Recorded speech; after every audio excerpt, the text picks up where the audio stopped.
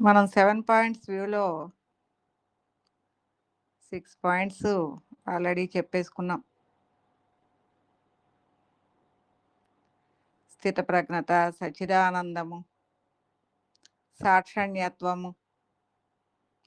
ఇది బాగా మనం సాక్షణ్యత్వంగా ఉన్నారు, సాక్షిగా ఉన్నారు అని మనం ప్రాపంచికంగా చెప్పుకుంటూ ఉంటాం. ప్రతి విషయాన్ని భిన్నంగా కదలని స్థితిలో చూసేదాన్ని విషయాలలో కదలటం లేదు అన్నదాన్ని సాక్షిగా ఉన్నారు అని చెప్పుకుంటూ ఉంటారు ప్రాపంచికంగా. మరి మనం ఆత్మ విద్యలో సాక్షణ్యత్వము అనేది ఎలా ఉంటుంది అనేది చెప్పుకుందాం. ఈ 7 పాయింట్స్ పూర్తిగా ఆత్మతత్వాన్నే చెప్పుకుంటూ వచ్చాం 7 పాయింట్స్లో. స్వప్రకాశము అంటేనే మనము ఆత్మస్థితిలో, ఆత్మజ్ఞానములో ఎలా అవగాహన చేసుకొని ఉన్నాము, ఎలా సర్వవ్యాపకంలో ఎలా దాన్ని చూడగలుగుతున్నాము, ఎలా అవగాహన చేసుకున్నామో ఆ అవగాహనని ఎలా దృష్టి పెట్టగలుగుతున్నాం, ఎలా దానిలో నేనైన స్థాయిలో దాన్ని దర్శించగలుగుతున్నాను.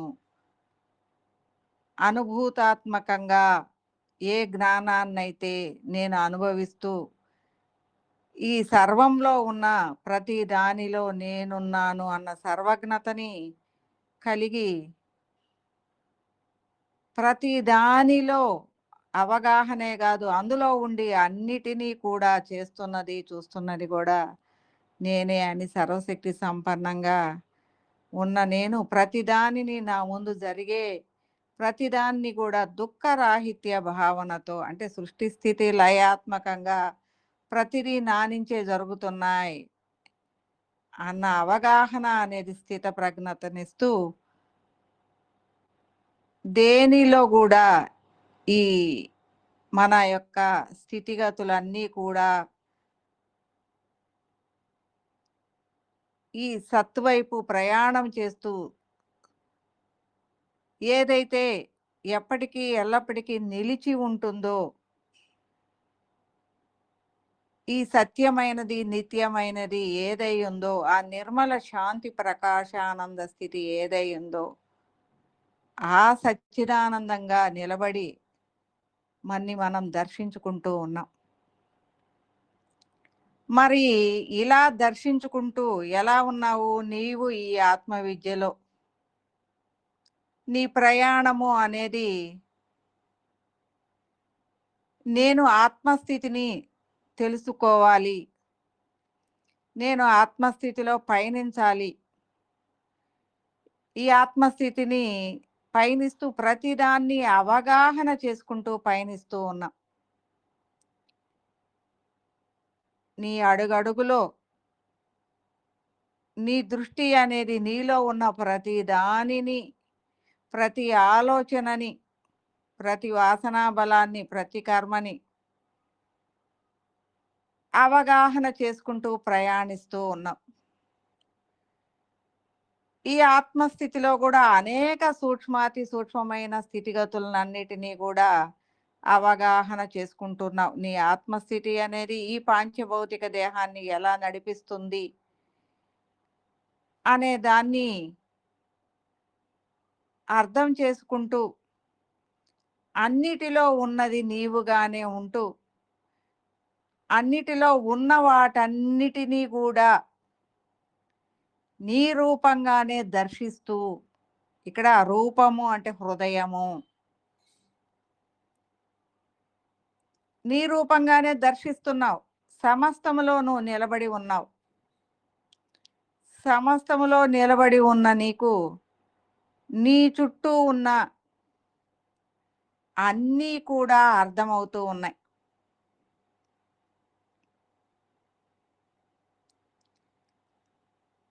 ఎందుకు అంటే ఇవన్నీ నీ నుంచి వచ్చిన భావనలే. ఇక్కడ మనం ఒక ఊరిలో ఉన్నాం. ఒక ఊరిలో మామూలు ప్రజానీకంగా ఉన్నప్పుడు ఎవరి సమస్యలు అర్థం కావు. నీ సమస్య ఏదో నువ్వు పడుతూ లేస్తూ నీ కష్టాన్ని, నీ జీవితాన్ని నువ్వు ఇది చేసుకుంటూ ప్రయాణం చేస్తూ ఉంటావు. అదే ఊరు ప్రెసిడెంట్‌గా అయ్యావు. ఇప్పుడు ఆ ఊరి సమస్యలు అంటే అందరి సమస్యలు. అక్కడ అందరికీ ఆ ఊరి నుంచి ఏం కావాలి? తాగునీరు, సాగునీరు, కాలువలు, రోడ్లు, అనేక విషయాలు దొరికే వ్యాపార స్థలాలు, హాస్పిటలు, ఇలాంటియన్నీ కూడా ఒక ఊరికి కావాలి. ఇవన్నీ కూడా ఆ ఊరి ప్రెసిడెంట్‌గా ఉన్నప్పుడు వాటన్నిటి కూడా ఇంతకుముందు తన ఇంటి సమస్యే తనకుండేది. ఇప్పుడు ఆ ఊరిలో ఉన్న సమస్యలన్నీ ఆ ఊరి వాళ్ళందరికీ ఉన్న విషయాల వాటి మీద దృష్టి పెట్టాల్సొచ్చింది. ఇప్పుడేమైంది అవన్నీ కూడా తను చేయవలసిన పనులుగా ఉన్నాయి. తను దృష్టి పెడుతున్నారు. ఊళ్ళో ఉన్న వాటన్నిటికి కూడా వీళ్ళందరికీ కూడా ఇవన్నీ అవసరము. వీటన్నిటిని నేను చెయ్యాలి అన్న ఆలోచన కలిగి ఉండటం. ఇప్పుడు అదే నువ్వు సాక్షిణ్యత్వంగా నువ్వు ప్రయాణం చేస్తూ ఉన్నావు. సాక్షిగా చూస్తూ ఉన్నావు. అంటే ఇంతకుముందు ఆధ్యాత్మికం చేయనప్పుడు నీకు నువ్వే ఉన్నావు. ఇప్పుడు ఈ ఆధ్యాత్మికము అనే దాంట్లో నిన్ను నువ్వు చూసుకుంటూ ప్రయాణం చేస్తూ ఉన్న నీకు అంతా ఉన్నది నీవే అనేది అర్థమైంది. అన్నిట్లో ఉండి అన్నీ నీవే చేస్తున్నావు అనేది అర్థమైపోయింది. ఇప్పుడు ఇక్కడ సాక్షిణ్యత్వంగా ఎలా ఉన్నావు? నీ చుట్టూ ఉన్న ప్రతి దానిలో ఉన్న ఆలోచన గూడా నీదిగానే అంటే అక్కడ జరిగే ప్రతిదీ గూడా నీ భావనగానే, ఇది నీకు ప్రతిబింబంగానే చూడగలుగుతున్నావు. నువ్విక్కడ ఏదైతే ఆలోచిస్తున్నావో అక్కడ అదే జరుగుతుంది. ఇక్కడ నీ చుట్టూ ఉన్న ఈ అందరిలో ఉన్న పనులు నువ్వెవరు చేయాలి? నీ ఆలోచన ద్వారానే చేయాలి. నీ ఆలోచన ద్వారానే ఆ హృదయాలన్నిటి నుంచి అవి నడిపించబడుతున్నాయి. ఇక్కడ ఈ ఆలోచన శూన్యమైతే అక్కడ నడిచేది శూన్యమవుతుంది. అక్కడ పని జరిగేది లేదు. అంటే ఒక ప్రెసిడెంట్‌గా ఇన్ని పనులు చెయ్యాలి అన్నప్పుడు, అన్ని పనుల మీద ఆలోచన పెట్టినప్పుడు దానికి సంబంధించిన అందరూ వస్తారు. అందరూ తలా ఒక పనికి చేసుకుంటూ వెళ్తారు. మరి ఈ పని నాకేం పని? నేను గెలిసేసాను. ఎట్టైనా ప్రెసిడెంట్ ఇది ఉంటది. చేసినా, చేయకపోయినా నేనిది ఉంటాను అనంటే, ఇక్కడ జీరో అయితే అక్కడ వాళ్ళందరూ గూడా ఈయన మీద దృష్టి పెట్టడు. ఈడు పనికిమాలినోడిని గెలిపిచ్చాము అని అనుకుంటారు. వదిలేస్తారు. ఆ పనులన్నీ ఏయ్యావో ఈయన ఆలోచన లేదు. వాళ్ళు ఈయన మీద దృష్టి పెట్టేది లేదు. వదిలేసుకున్నారు. కానీ ఇక్కడ ఏంటి అంటే, నువ్వు దృష్టి పెడితేనే, నీ ఆలోచన ఉంటేనే ఇదంతా ఉంది జగత్తంతా.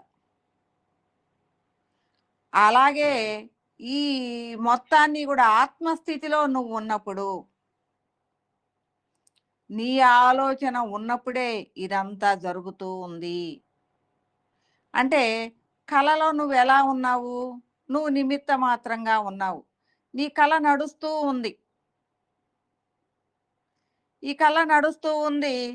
కలలో భావన జరుగుతూ ఉంది. దాన్ని గమనిస్తూ ఉన్నావు. దాని మీద వచ్చే భావనలన్నీ గూడా నీవై ఉన్నావు. అంటే ఆ ప్రభావాలన్నీ నువ్వు అనుభవిస్తున్నావు. అప్పుడేమనుకుంటున్నావు? ఇదంతా కూడా నేనే, నాదే అని అనుకుంటున్నావు. కానీ నిజంగా మెలుకువ వచ్చిన తర్వాత చూస్తే అది కల. కానీ అక్కడ అనుభవించినయన్నీ నీవి కాని వాటన్నిటిని కూడా నువ్వు ఉన్నది అని అనుభవిస్తున్నావు అనే సంగతి నీకిప్పుడు అర్థమైంది. నువ్వు సాక్షిణ్యత్వంగా చూడగలుగుతున్నావు. ఇప్పుడేం చేస్తున్నావు? నీ ఆలోచనలన్నీ ఏమన్నా తగ్గినయా? చేయాల్సిన పనులేమన్నా తగ్గినయా? ఏమీ తగ్గలేదు. నువ్వు ప్రాపంచికంగా జీవించాలి అంటే నువ్వు ఈ పాంచభౌతిక దేహంగానే నువ్వు చూస్తూ ఉన్నావు. కానీ ఇప్పుడేం చేస్తున్నావు? ఈ పాంచభౌతిక దేహంగా కాకుండా ఆత్మస్థితిలో దర్శిస్తున్నావు. హృదయ స్థితిలో దర్శిస్తున్నావు. ఈ హృదయ స్థితిలో దర్శిస్తూ ఉన్నప్పుడు నీ పాంచభౌతిక దేహం మీద ఇంతకుముందు ఉన్న భావనలు, అంతకుముందు ఉన్న ఒత్తిడులు ఇవన్నీ కూడా ఏమీ లేవు. ఇందులో ఒక ఆలోచన వస్తుంది. అదంతా జరిగిపోతూ ఉంటుంది. ఏదైతే ఆలోచన ఉందో అది నిమిత్త మాత్రంగా నీ నుంచి అది జరిపించబడుతూ ఉంది. నువ్విక్కడ ఎలా ఉన్నావు?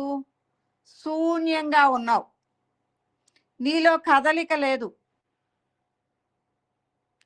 నువ్వు శూన్యంగా నీ ఆలోచన జరుగుతానే ఉంది కానీ నువ్వు శూన్యంగా, నిశ్చలంగా ఉన్నావు.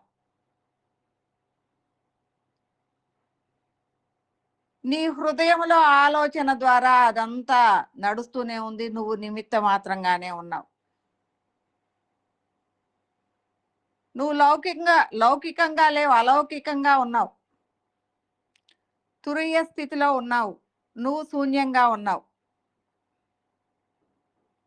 ఇక్కడ మీకు అర్థమవుతుంది.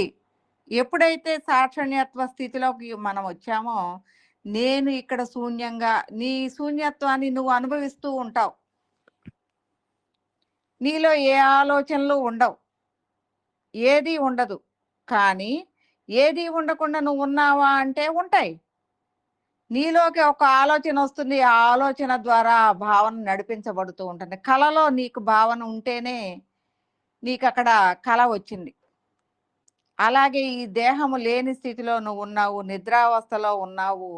కానీ నీలో ఒక ఆలోచన అనేది భావనగా జరుగుతూ ఉంటుంది. అది మెలకువలోనే జరుగుతూ ఉంటుంది. మనకి చెప్తూ ఉంటాడు, ఒక ఆధ్యాత్మిక స్థితిలో ఉన్నవాళ్ళు నిద్రిస్తూ, ఒక ఆధ్యాత్మికాన్ని నడిచేవాడు ఎప్పుడైతే నిద్రిస్తూ ఉన్నారో అది కళ. అంటే నిద్ర జరిగేదే అసలైనది, కానీ ప్రాపంచికంగా ఉన్నది కళ అని చెప్తాడు. కానీ అసలైన ఆధ్యాత్మిక స్థితిలో ఉన్నవాళ్ళు పగలు కూడా నిద్రిస్తూనే ఉంటారు. ఇది నిజము, ఇది నిజమైనది. అంటే ఆ నిద్రలో ఉన్న స్థితిని అనుభవిస్తూ ఉంటారని. అంటే ఆ కలత లేని స్థితియే, ఆ నిమిత్త మాత్రమైన స్థితిని, ఆధ్యాత్మిక స్థితిలో ఉన్నవాళ్ళు, అంటే ఆత్మని అధ్యయనం చేసి అదే తానై ఉన్నవాళ్ళు ఎలా ఉంటారు? నిద్రలో ఉన్నట్టు ఉంటారు. నిమిత్త మాత్రంగా, కదలిక లేకుండా. అలాగని నిద్రలో కల రాలేదంటే వచ్చింది కదా. కలలో ఎలా ఉన్నారు? నువ్వేమన్నా కదులుతున్నావా? నీ లోపల చూసేది, చేసేది ఏమన్నా కదులుతుందా? కానీ నీ భావన జరుగుతూ ఉంది. కానీ నువ్విక్కడ ఎలా ఉన్నావు? నీలో జరుగుతుంది అనేది నీకేం అర్థం కావట్లా. నీ దేహము కదలటం లేదు. కానీ ఆ భావనలను మాత్రం తీసుకుంటుంది. నీలో ఏది జరుగుతుంది అనేది నీకేమీ తెలియదు. హాయిగా నిద్రిస్తూ ఉన్నావు. కానీ ఒక భావనని అనుభవిస్తూ ఉన్నావు. అలా ఉంటుంది. నువ్వు సాక్షణ్యత్వంగా ఉన్నప్పుడు నువ్వు శూన్యంగానే, నిమిత్త మాత్రంగానే ఉంటావు. నీలో కదలని స్థితి ఉంటుంది. అలాంటి స్థితిలో నీలో జరిగే భావన అంతా కూడా, నీ ఆలోచన భావన అంతా కూడా నడుస్తూ ఉంటుంది. దాన్ని దర్శించగలుగుతావు. అంటే నీ చుట్టూ ఉన్న ఈ ప్రాపంచకాన్ని అంతటినీ కూడా, జరిగే ప్రతి దాన్ని కూడా కలలో దర్శించినట్టు నువ్వు నిమిత్త మాత్రంగా ఉండి వీటన్నిటినీ చూడగలుగుతావు. అన్నిటిలో పార్టిసిపేట్ చేస్తూనే ఉంటావు. అన్నీ చేస్తూనే ఉంటావు. కానీ నువ్వెలా ఉంటావు? అక్కడున్న వాళ్ళ భావనలకి, వాళ్ళ యొక్క మానసిక ప్రాపంచిక విషయాలకి, ప్రాపంచికంగా ఉన్న భావనలకి, ఈ మనోభావనలకి ఎక్కడా నీది కదలదు. ఇది నిమిత్త మాత్రంగా నిశ్చల స్థితిలో ఉంటుంది. ఇక్కడ నీ హృదయము ఈ సాక్షణ్యత్వంగా ఉన్నప్పుడు ఎలా ఉంటుంది? అహంకార రాహిత్య స్థితిలో వినయము అనేదాన్ని కలిగి ఉంటుంది. సమస్తం మీద తానే సమస్తములో ఉన్న ప్రతి దాని యొక్క జ్ఞానమై ఉన్నప్పుడు, విశ్వాసాన్ని, సమస్తము యొక్క జ్ఞానము తనైనప్పుడు తన చుట్టూ జరిగే ప్రతి దానిలో కాన్ఫిడెంట్గా ఉండగలుగుతుంది.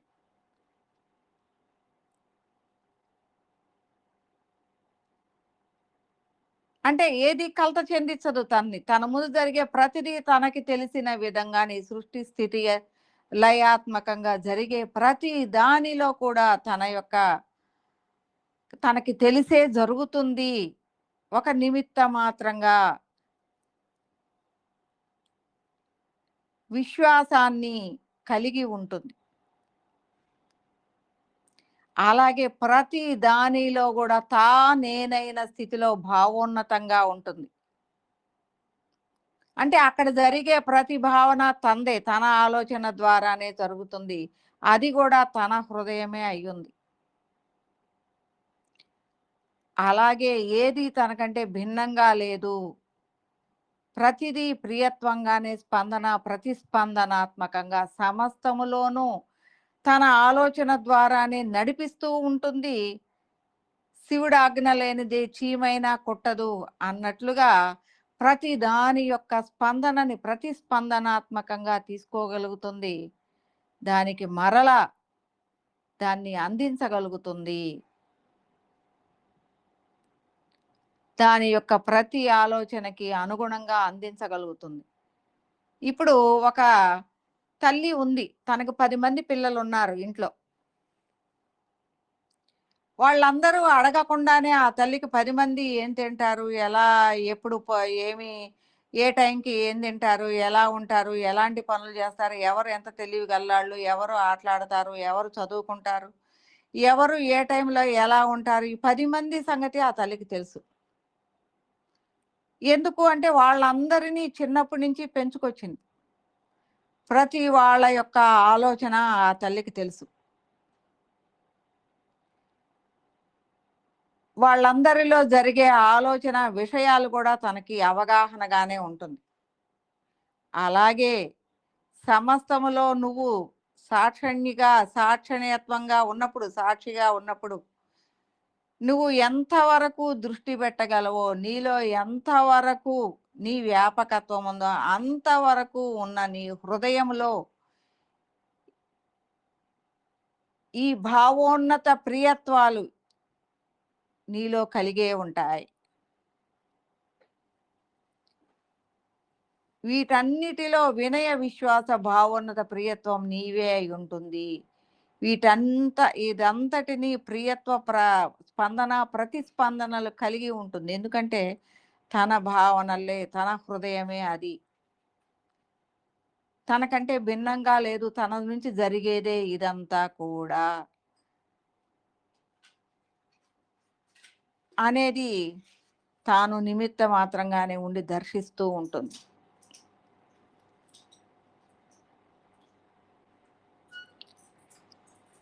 ఇక్కడ సముద్రము తానే అయి ఉంటుంది. సముద్రంలో ఉన్న ప్రతి జీవరాశి కూడా తానే అయి ఉంటుంది.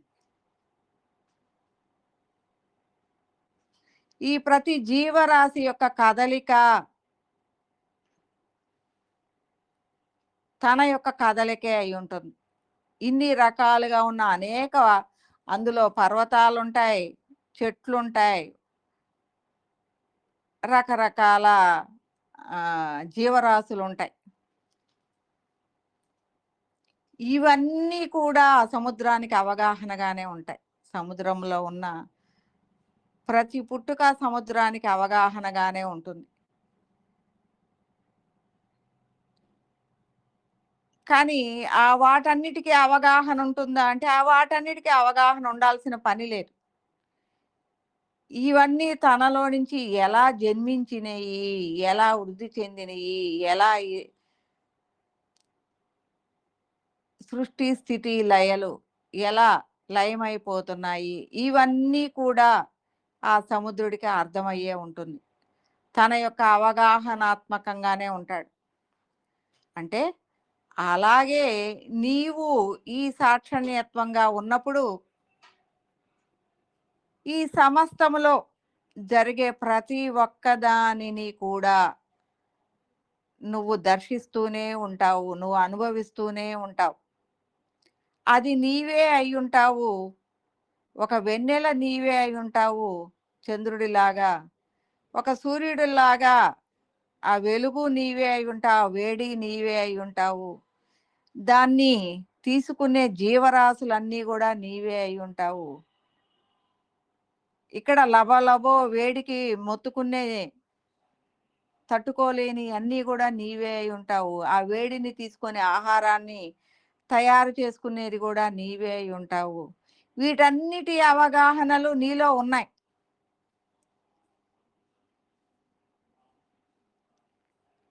ప్రతి మానవులలో ఉన్న అనేక గుణాలు నీవే అయి ఉంటావు. అనేక జీవరాశులలో ఉన్న అనేకమైన స్థితిగతులు నీవే అయి ఉంటావు.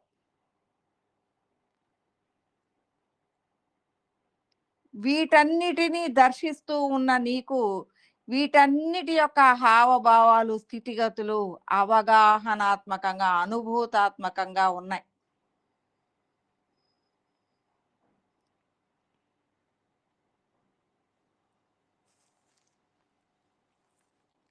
మరి ఇలాంటి అనుభూతాత్మకంగా నీవు అనుభవిస్తూ ఉన్నప్పుడు ఇవన్నీ నీలో నుంచి వచ్చినయ్యే అన్నప్పుడు నీకక్కడ ప్రతిఘటన స్థితిగతులు ఉండవు.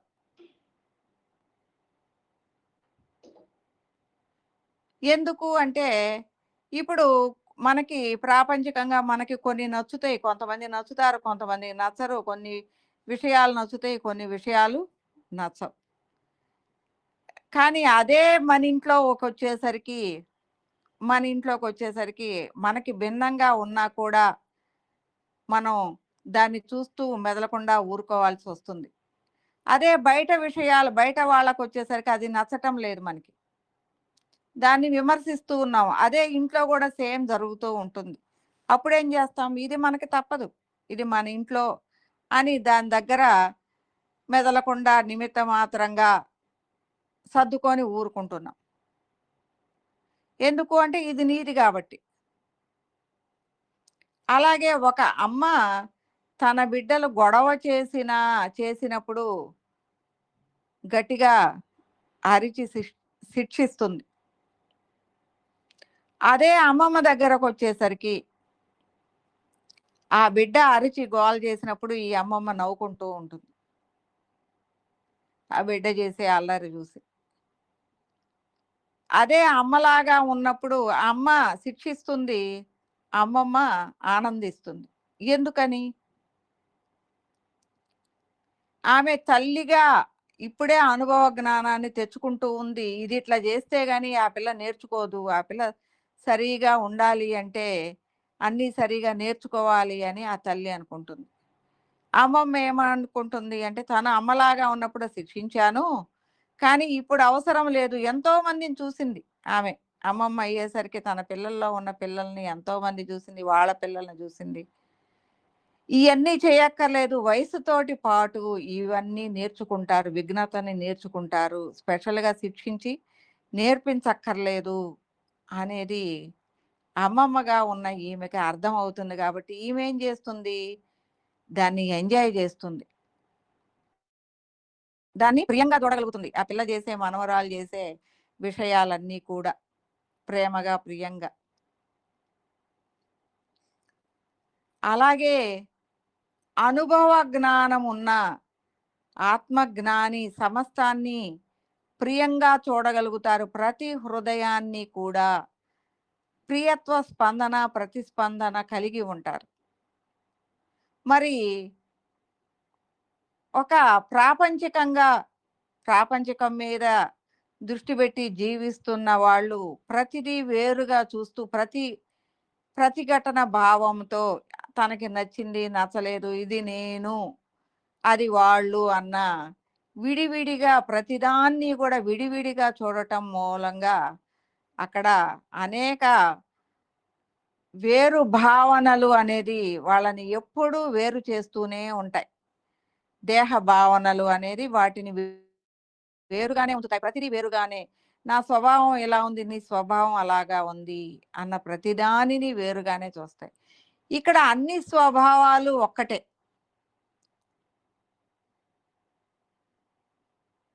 ఎందుకంటే ఇక్కడ వేరుగా చూసే మనస్తత్వం లేదు. అక్కడ ప్రతి స్వభావాన్ని ఆనందించి కలుపుకొని పోయే హృదయంగా ఇది ఉంది.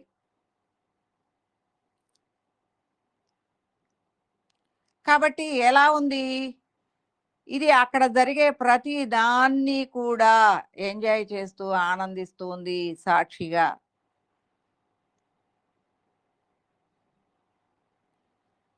ఇక్కడ ప్రతి పనిని, తన చుట్టూ జరిగే ప్రతి పనిని సాక్షిగానే చూస్తూ ఉంటుంది.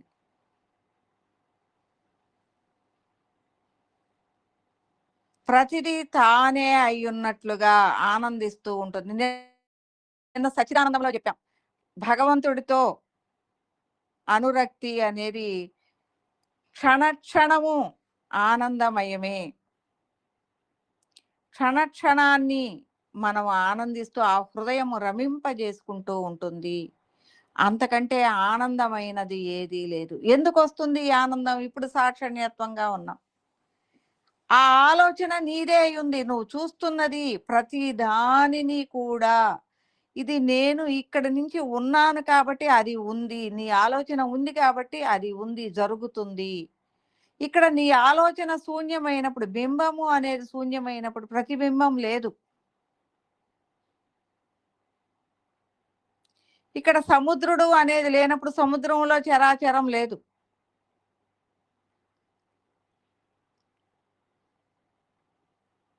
ఇక్కడ నువ్వే లేనప్పుడు నీ చుట్టూ ఉన్న ఈ జగత్తు లేదు. ఇక్కడ నీ ఆలోచన నీలో ఉంది కాబట్టి నీకు ఈ ప్రాపంచకము, జగత్తు అనేది ఉంది. ఎప్పుడైతే నువ్వు పూర్తిగా ఆత్మస్థితిలో ఆత్మస్థాయిని దర్శిస్తూ ఉంటావో, అప్పుడు ఇది కళ అనేది నీకు అర్థమవుతుంది. నీ చుట్టూ ఈ జరుగుతున్నదంతా కళ. నువ్వు పూర్తిగా దానికంటే భిన్నంగా ఉన్నావు, ఏకంగా ఉన్నావు. నీ భావన లేనప్పుడు ఇదంతా లేదు అనేది అర్థమవుతుంది.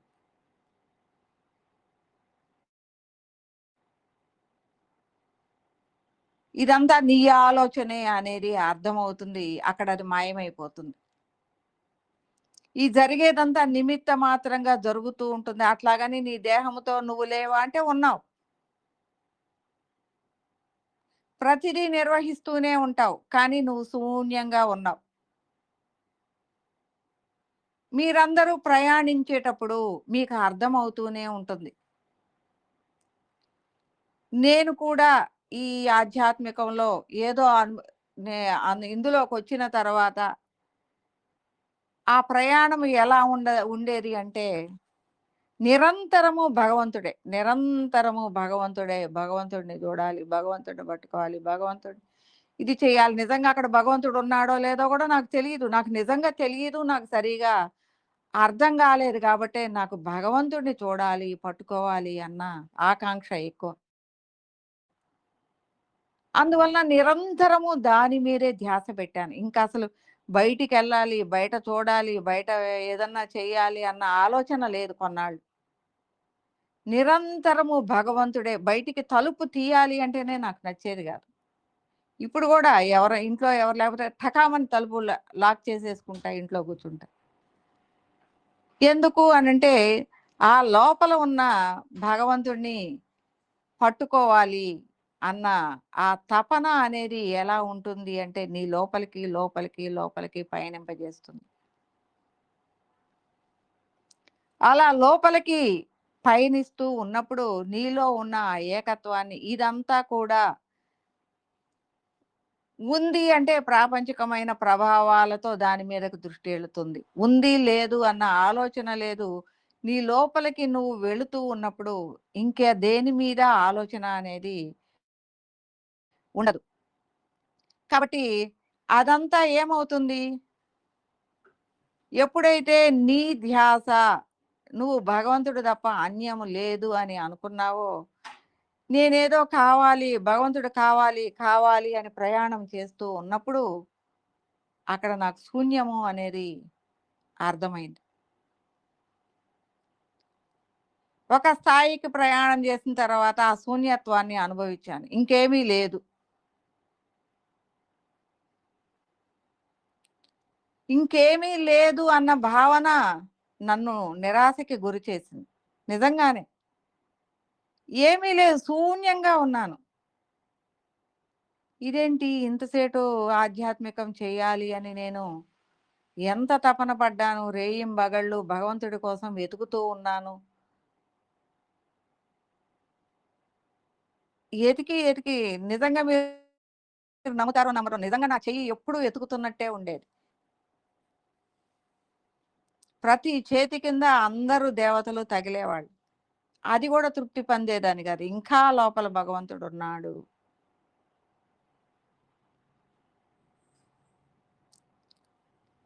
అనేది ప్రయాణం చేస్తున్నప్పుడు, ఆ శూన్యత్వాన్ని అనుభవించినప్పుడు, అప్పుడు నిజంగా ఒక రకమైన బాధ వచ్చేసింది. నేను ఇంతలా పరిగెత్తాను, ఇక్కడేమి లేదు శూన్యం. అది కొద్ది కాలం అనుభవించాను. దాని తర్వాత అర్థమవుతుంది. ఇది శూన్యం గాదు, ఇదే సమస్తమయ్యుంది అని. అంటే మన దృష్టి మరలా మన చుట్టూ ఉన్న ఈ సమస్తాన్ని చూడటం బిగినవుతుంది. అంటే దీనికి ఎగ్జాంపుల్ కూడా నేను చెప్పేదాన్ని. నాకొక పని వచ్చింది. ఆ పని చేసుకోవటం కోసం ఆ పని వచ్చింది. ఆ పని ఒక మినిస్టర్ దగ్గరికెళ్తే అవుతుంది. ఒక మినిస్టర్ వచ్చాడు ఇక్కడ ఒక ఆఫీస్‌లో ఈ ఆఫీస్‌లో ఉన్నాడు పలానా ఆఫీస్‌లో. మినిస్టర్ వచ్చాడు అన్నారు. నేనేం చేశాను అంటే గబగబా బయలుదేరి వెళుతూ ఉన్నాను. నా చుట్టూ ఎవరున్నారో గమనించట్లేదు. ఎంతమంది వస్తున్నారో తెలీదు. ఎంతమంది పోతున్నారో తెలీదు.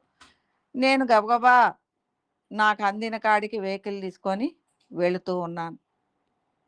నా చుట్టూ ఉన్న దేన్ని గమనించట్లేదు. నాకొక్కటే కనపడుతుంది. అక్కడికెళ్ళటం ఒక్కటే నా ఆలోచన. అక్కడికెళ్ళాను. అక్కడున్న వాళ్ళని అడిగాను. నేనిట్లా కలవాలి ఇది అని. అప్పుడు వాళ్ళన్నారు, "సరే, ఆయన చాలా బిజీగా ఉన్నారు. ఒక గంట కూర్చోండి" అన్నారు. "మేము కల్పిస్తాము. మీరు వెయిట్ చేయండి" అన్నారు. అప్పుడు ఒక సీట్‌లో కూర్చున్నా. కూర్చున్న తర్వాత అప్పుడు అక్కడ ఎవరెవరున్నారో గూడా ఇంతకుముందు గమనించల. అక్కడ ఒక 50 మంది కూర్చొనున్నారు ఆయన గలగటానికొచ్చి. అప్పుడు అక్కడ కూర్చొని అందరిని చూస్తూ ఉన్నాను. ఎవరెవరొచ్చారు? ఏంటి? అని వాళ్ళందరినీ కలయజూస్తూ ఉన్నాను. కొంతమంది ఎళ్తున్నారు, వస్తున్నారు, మాట్లాడుకుంటున్నారు, వెళ్ళిపోతున్నారు. ఇదంతా గమనిస్తూ కూర్చున్నాను. ఇంతకుముందు గమనించానా? గమనించలా. నేనిక్కడ పరిగెత్తుకొని వచ్చే దాంట్లోనే ఉన్నాను. ఇప్పుడేంటి అంటే నీకు టైముంది. నువ్వు కూర్చో అని చెప్పారు. కూర్చున్న దగ్గర నుంచి చుట్టూ గమనించటం మొదలుపెట్టా. అప్పుడు అక్కడున్న పరిసరాల్ని, విషయాలని అవగాహన చేసుకుంటూ కూర్చున్నా. తర్వాత నా టైమొచ్చింది. నేనక్కడ మాట్లాడుకున్నాను. నా పనయిపోయింది. ఇప్పుడు ఎలా వెళుతున్నాను? అక్కడి నుంచి వెళ్ళేటప్పుడు అంతా గమనించుకుంటూ, అన్నీ గమనించుకుంటూ ప్రయాణం చేయటం బిగిన్ చేశా. ఎందుకంటే నాలో అలజడి లేదు, పరుగు లేదు. ఇంకేదో చెయ్యాలి అని లేదు. నేననుకున్న పని అయిపోయింది. ఇప్పుడేముంది నిశ్చలంగా ఉన్నాను. అన్నిటిని గమనిస్తూ ఉన్నాను. నాకు సంబంధం లేదు ఇయన్నీ గూడా.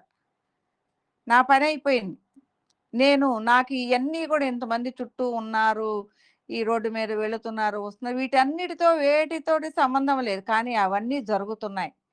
వాటన్నిటిని చూస్తూ ఉన్నాను, ఆనందిస్తున్నాను. వాటి మీద ఎలాంటి స్పందన లేదు నాకు. ఎలాంటి ఆలోచన లేదు. నిమిత్త మాత్రంగా చూస్తూ ఉన్నాను, వెళుతూ ఉన్నాను. ఇంతకుముందు చూసానా వచ్చేటప్పుడు చూడల. అనేకమైన ఒత్తిడుల మధ్య పని జరగాలి అని పరిగెత్తుకుంటూ వచ్చా. అలాగే ఒక ఆధ్యాత్మిక భావనతో, ఆత్మస్థితిలో దృష్టి పెట్టి ప్రయాణం చేసే మనము అనేక సూక్ష్మమైన స్థితిగతుల్ని అలా దాటుతూ దృష్టి పెడుతూ దాటుతూ వస్తాం. కానీ అయి పెద్దగా అర్థం గావు. ప్రయాణం చేస్తూ ఉన్నాం. కానీ ఒక నిశ్చల స్థితికి వచ్చేసాం. ఎప్పుడైతే నిశ్చల స్థితికి వచ్చామో, ఇక్కడ నుంచి మనం ఏదైతే దాటి వచ్చామో దాన్నంతటిని దృష్టి పెడుతున్నాం. ఎప్పుడైతే దృష్టి పెడతామో అప్పుడు నీలో ఇక్కడి నుంచి బిగినైంది నీ ఆధ్యాత్మికం. నీ ఆధ్యాత్మికము అనేది ఇప్పుడు ఈ శూన్యత్వంలో నుంచి నీది బిగినై ప్రతిదాన్ని గూడా హృదయ తుల్యంగా దర్శించగలుగుతున్నావు. ఆనందించగలుగుతున్నావు. నీ చుట్టూ జరిగే ప్రతి విషయాన్ని కూడా అవగాహన, అనుభూతాత్మకంగా అనుభవిస్తూ ఆనందించగలుగుతున్నావు. కానీ నువ్వెలా ఉన్నావు? కదలని స్థితిలో సాక్షిగా ఉన్నావు. వీటన్నిటి మీద గూడా నీ భావోన్నత ప్రియత్వాల స్పందన, ప్రతిస్పందన జరుగుతూనే ఉంది. వాటన్నిటిలో ఉన్నది, ఆలోచిస్తున్నది, చేస్తున్నది నీ హృదయమే. ఈ దేహాలన్నీ నీకు సంబంధం లేదు. ఓన్లీ నీ యొక్క ఆత్మస్థితి మాత్రమే. నీ ఆలోచన, నీ ఆత్మస్థితి నుంచి స్పందనగా వెళుతుంది. ప్రతిస్పందనగా నీకు అందే వాటికి మళ్ళీ స్పందనగా వెళ్తూనే ఉంది. ఇక్కడంతా నువ్వు ఇప్పుడు ఎలా ఉన్నావు? ఏకత్వంగా ఉన్నావు. నీలో భిన్నత్వమే లేదు. ఎందుకంటే పూర్తి ఆత్మస్థితిలో నువ్వు వసిస్తున్నావు. ఒక నిద్రలో ఎలా ఉన్నావు? నీ దేహం లేదు, అనేక దేహాలు లేదు.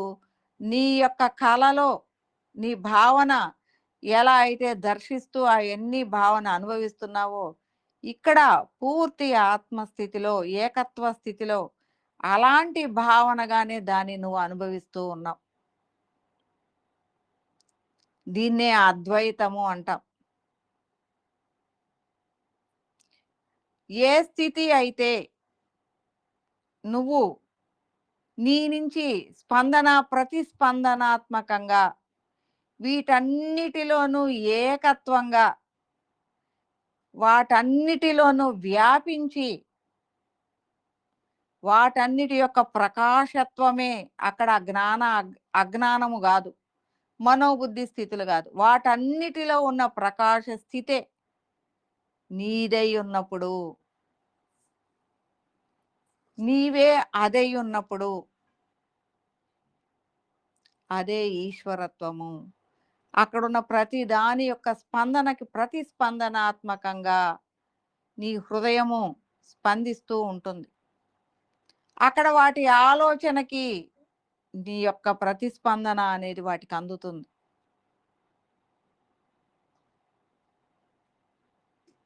ఇలా ఆత్మస్థితిలో స్పందన, ప్రతిస్పందనాత్మకంగా ఏకత్వంగా నీలో ఉన్న అనేక హృదయాల సమాహారాన్ని నడిపించగలిగేదే ఈశ్వరత్వం. ఇలాంటి స్థితిగతులలో నువ్వు అనుభవిస్తూ సాక్షిగా ప్రతి హృదయానికి సమాధానాన్ని అందిస్తూ నిమిత్త మాత్రంగా నీవు నీ ప్రయాణాన్ని కొనసాగిస్తూ ఉండటమే సాక్షణ్యత్వము అనబడుతుంది.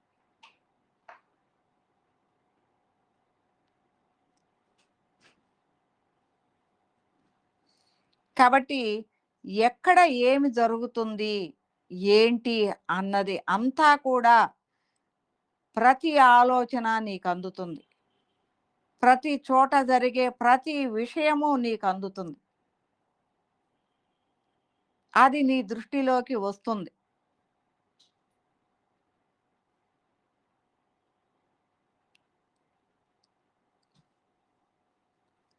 కాబట్టి సాక్షణ్యత్వం అంటే చిన్నది కాదు.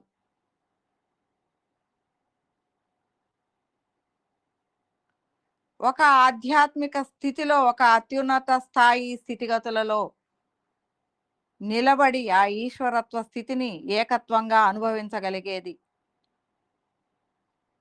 అలాగని ఇక్కడే సాక్షణ్యత్వ స్థాయిలో నీ ఆధ్యాత్మికం అయిపోయిందా అంటే ఇక్కడి నుంచే బిగిన్ అవుతుంది. ఎప్పుడు ఎక్కడికి అయిపోయింది అంటే ఏది అయిపోలేదు. ఇక్కడి నుంచి మరలా బిగిన్ అవుతుంది. ఇవన్నీ కూడా ఈ ప్రాపంచికం నుంచి ఆత్మస్థితిలోకి వచ్చినప్పుడు నీకు అవగాహనాత్మకంగా నిన్ను నువ్వు దర్శించుకుంటూ ఉన్నప్పుడు స్వప్రకాశము, సర్వవ్యాపకము, సర్వజ్ఞత, సర్వశక్తి సంపన్నము, స్థిత ప్రజ్ఞత, సాక్షణ్యత్వ స్థితిలో నిన్ను నువ్వు పరిపూర్ణంగా ఎప్పుడైతే ఎనాలిసిస్ చేసుకుంటావో నువ్వు నిజమైన ఆత్మస్థితిలో ఉండాలి అంటే ఉన్నావు అంటే, ఇప్పుడు ఈ 7 పాయింట్స్‌లో నీ థర్మామీటర్‌ని పెట్టుకోండి. మీ థర్మామీటర్ నేను ఆధ్యాత్మిక స్థితిలో ఉన్నాను. ఎక్కడ ఉన్నారు మీరు? స్వప్రకాశంగా ఎక్కడ ఉన్నారు? సర్వవ్యాపకంగా ఎక్కడ ఉన్నారు? సర్వజ్ఞతగా ఎలా ఉన్నారు? సర్వశక్తి సంపన్నంగా ఎంతవరకున్నారు? స్థితప్రజ్ఞతగా ఎలా ఉన్నారు? సచ్చిదానంద స్థితిలో ఎలా ప్రతిదాన్ని ఆనందిస్తూ ఉన్నారు? సాక్షిగా ఎంతవరకు ఉంటున్నారు? ఇవన్నీ కూడా నిన్ను నువ్వు పరీక్షించుకోండి. నేను ఆధ్యాత్మికంలో ఉన్నాను. నేను ఆధ్యాత్మికంగా ఎదిగాను. నేను ఇంతవరకు ఉన్నాను అంటే, ఎంతవరకు ఉన్నావు అనే దానికి పరీక్ష ఇవి.